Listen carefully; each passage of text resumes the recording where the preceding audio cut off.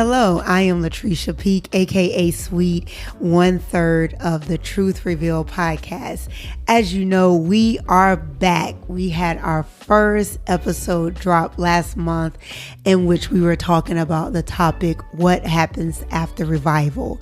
We had an awesome guest on there by the name of Deborah McNutt, and who was actually a part of the Brownsville revival. And so she was able to share with us her experience. So if you have not listened to that episode, just an FYI, this will be a spoiler alert to some of the topics or some of the things that we discussed in that particular episode. So because we are only going to be airing one episode a month, we thought it would be a good idea as a way of staying connected with you guys to, on a weekly basis, give additional excerpts from the episode that we previously recorded that we may not have had a chance to expound upon in that moment. So as stated, the topic for the month of March was what happens after revival.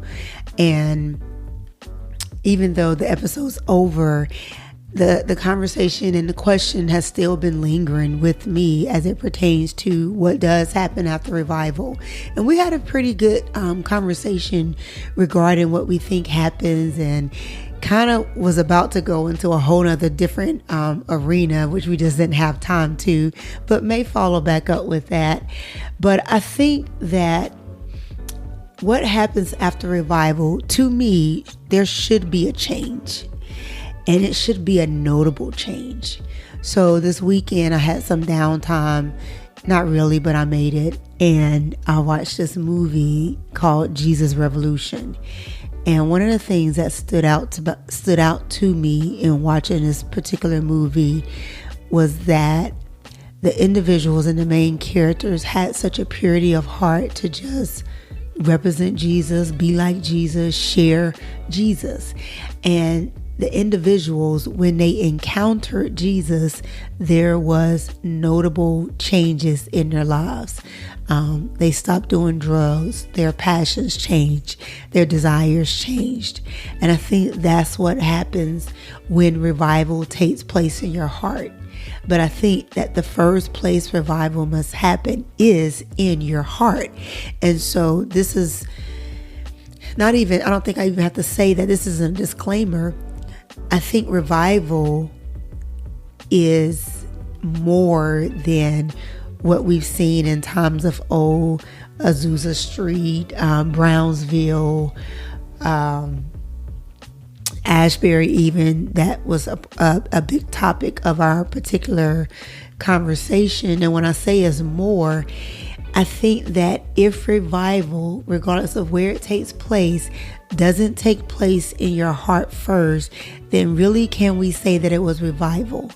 Because if it doesn't produce some notable change, not just in your heart, but in your life, in your viewpoint, in your opinions, then I think we can say that it was just emotionalism, a good time of worship and praise. And so when I think about when I first got saved, now I got saved a couple of times because I just wanted to make sure that I was not going to burn in hell. So, every vacation Bible school, I just went back up there for salvation just to make sure. So much so to the point that my mom asked me, how many times are you going to go back up there? But hey, you got to be sure of these things. But when I can noticeably identify a real change in my heart, I was in 5th grade. And it was when my auntie had came back from Germany. She was married and she was stationed in Germany. And I grew up in a Baptist church. And when she met her husband, she was a part of the Kojic church in Germany. And, she had been exposed to all the things. And she came home and thought that it would be very beneficial for me to be exposed to all the things. And it was the first time that I can noticeably recall having an encounter with God and an encounter with the Holy Spirit. It wasn't the first time that I actually spoke in unknown tongues, but it was a moment that was very much impressed upon my heart even to this day. And I remember going to school and talking to my friends and telling them that I had got saved. And I think my terminology was probably wrong, because it wasn't that I had gotten saved. I think it was just I had been revived. And it brought about a change. Even as a 11-year-old in 5th grade, I guess that's how old you are, it made me want to share the good news of Jesus. It made me want to share who he is and what he's done. And then when I was 17, I had a little bit more experiences and had another encounter with the Lord and with the Holy Spirit, in which I did speak in unknown tongues. It changed my heart and really, I believe, changed the trajectory of my life. So I began to filter everything that I did through the lens of the Holy Spirit. I began to be more aware of how I treated people. I began to be more aware of my words, how I spoke, the tone that I used, how I honored my family, how I honored my parents, the example that I was to my siblings. Like, all of those things began to mean something different to me, because I didn't just want to be the person that was a Christian, but did not have not just the fruit, but the lifestyle to match what I was confessing. So I remember a lot of my earlier prayers in college were praying for discernment, wanting to make sure that I was discerning the heart of God and what he wanted for my life and how he wanted me to move. And because it was such a desire to just be in his will. And when I think about revival, that's what I think causes the greatest change. When your heart posture completely is turned to God, it will provoke change in every area of your life. It will make you look at the person standing on the corner differently. It will make you look at your leaders differently. It will make you look at your coworkers differently. It will make you reevaluate how you've been processing and filtering life through your experiences, as we all do. And you will begin to filter those experiences through, and this is going to sound cliche, what would Jesus do? How would Jesus respond?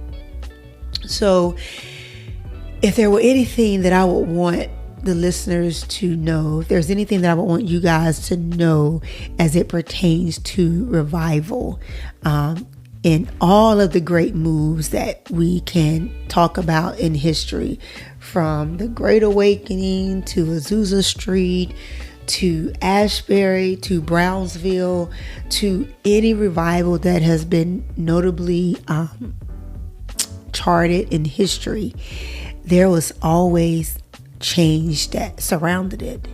The Great Awakening happened many, many years ago, but it changed the Protestant viewpoint of church.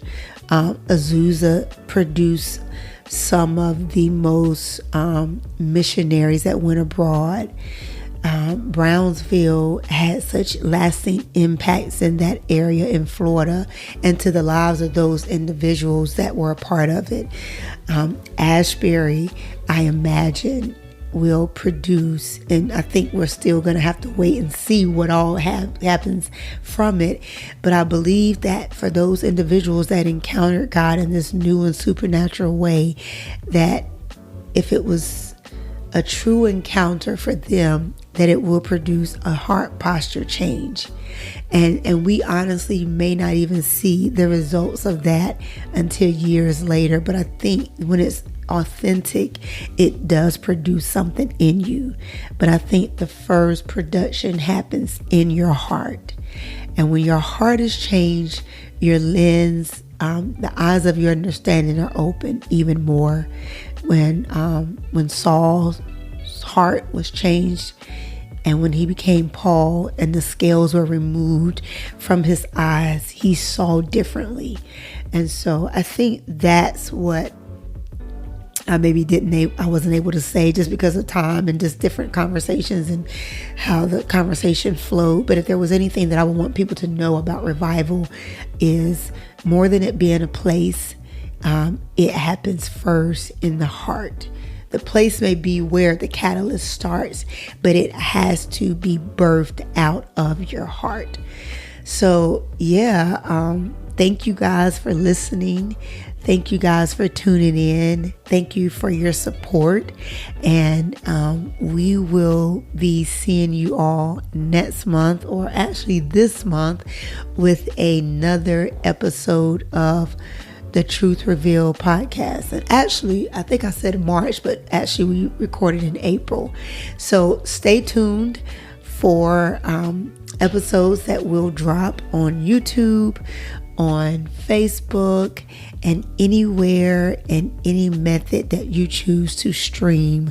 And where podcasts are streamed, you can find us on Truth Reveal. If you check us out on YouTube, please like, please share, and please give us a thumbs up. Those things are appreciated, and it just lets us know that our hard work and diligence does not go in vain and unnoticed.